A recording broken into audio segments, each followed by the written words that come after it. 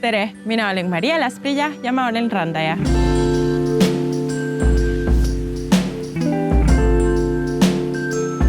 Ma olen pärit Venezuelas ja ma tulin Eestisse 12 aastat tagasi. Minu isa on kolumbialane. Ta räägib meiega alati nagu maailmast, Kanadas ja Saksamaalt ja kui me lõpetasime ülikooli, minu vennad ja õed kõik kolisid ära.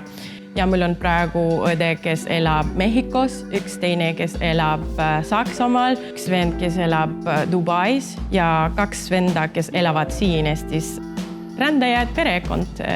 Meie jaoks maailm on nagu väike koht, mida avastada. Ja ma tulin siia, sest minu abikaasa tuli siia praktika teha. Kui ma kolisin, siis oli lihtne, sellepärast oli juba seltskond, kellega saime kokku väga tihti ja need isegi tuli meie pulmas. Me abielusime siin Eestis. Ma teen töö. Ma olen siin Pipedrive'is, mis on tarkvarafirma tootejuht.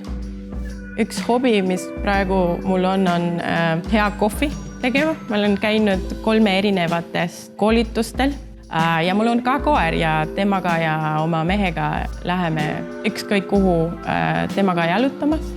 Ma arvan, et keele õppimine on asi, mida sa hakkad tegema ja see ei kunagi lõpeta. Ma praegu veel õpin eesti keelt. Kokku nagu umbes 6 aastat selle tasemele, kus praegu jõudsin.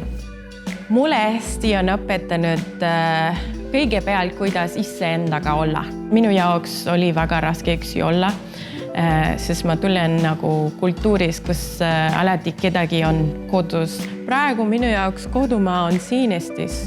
Kogu minu elu on siin. Minu abikaasa, mul on vennad siin, mul on sõbrad siin, mul on hea töö siin. Kui me õpime teisi keeli, kultuuri ja eluviisi, me muutume alandlikumaks ja nii hakkame märkama neid asju, mis meil ühist ja vähem neid asja, mis teeb meid erinevaks.